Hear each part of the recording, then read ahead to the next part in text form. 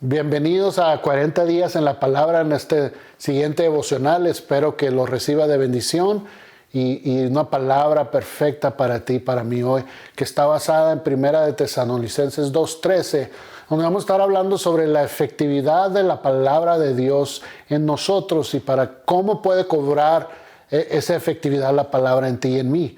Y cómo tiene que ver la fe para que la palabra de Dios se active en nosotros, porque sabemos que sus promesas son verdad, que su palabra nunca cambia, pero el creador de la vida te dejó a ti y a mí la decisión de decidir qué tan efectiva la palabra es.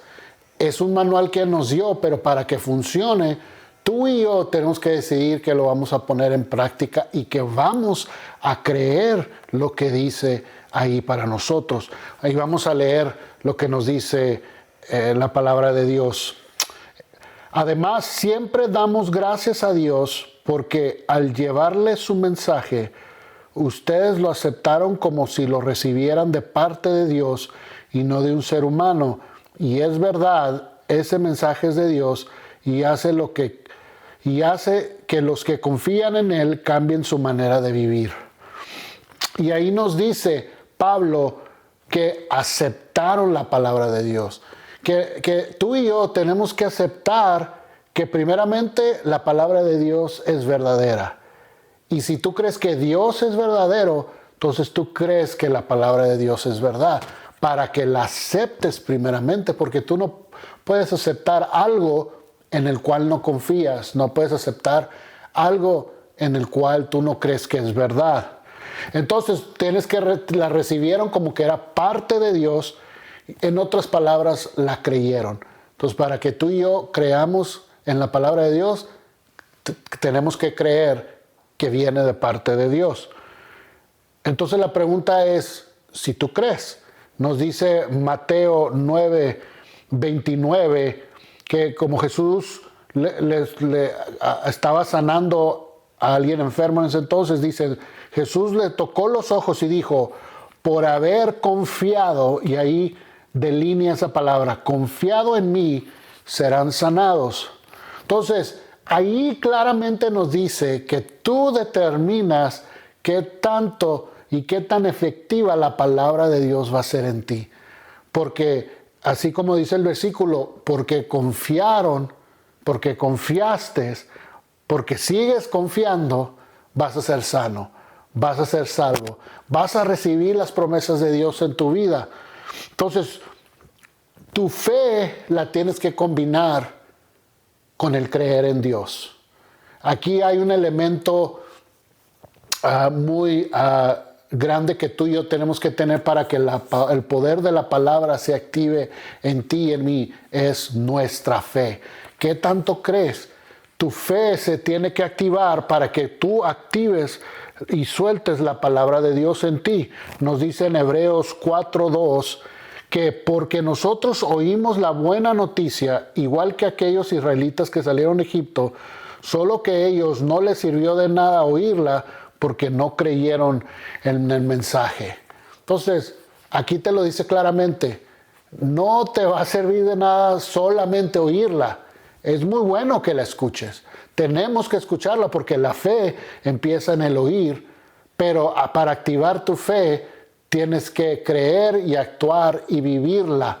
Cuando tú la crees, cuando tú sabes que es verdad, es cuando sueltas la palabra de Dios en tu vida y activas esa fe para que se combinen la una y la otra, porque tenemos que combinar nuestra fe con el poder de la palabra para que cobre valor y efectividad en la vida tuya y en la mía. Entonces, ¿cómo lo podemos hacer?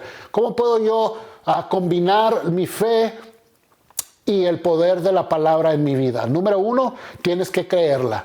Si tú no crees, nada va a tener sentido, nada va a tener efectividad, no va a tener poder la palabra porque simplemente no crees en ella.